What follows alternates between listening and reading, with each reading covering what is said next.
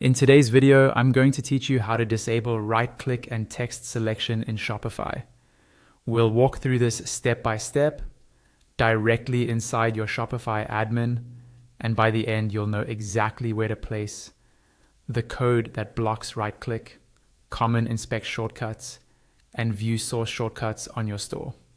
This is useful if you want to make it a bit harder for visitors to copy your text or casually inspect your theme. First, go ahead and log into your Shopify admin dashboard.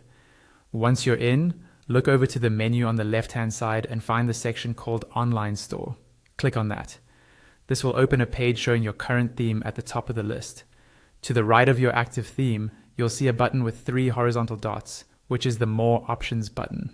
Click that button, and from the drop-down menu that appears, choose Edit Code. This will open the theme's code editor in a new view. Now you should see the code editor with a list of theme files on the left-hand side. In that list, look for a section called Layout. Click on Layout to expand it and show the files inside. Under Layout, select the file named Themed Liquid. Once you click it, the contents of the file will appear on the right side of the screen in the main editor area.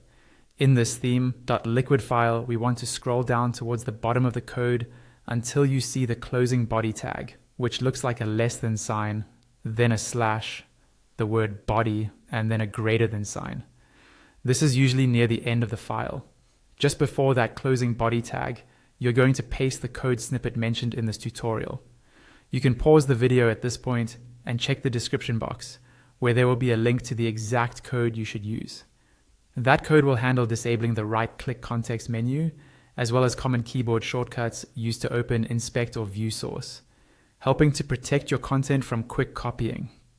Once you've pasted the code in the correct place, right above the closing body tag, look to the top right corner of the code editor and click the Save button. Wait for the save confirmation to appear.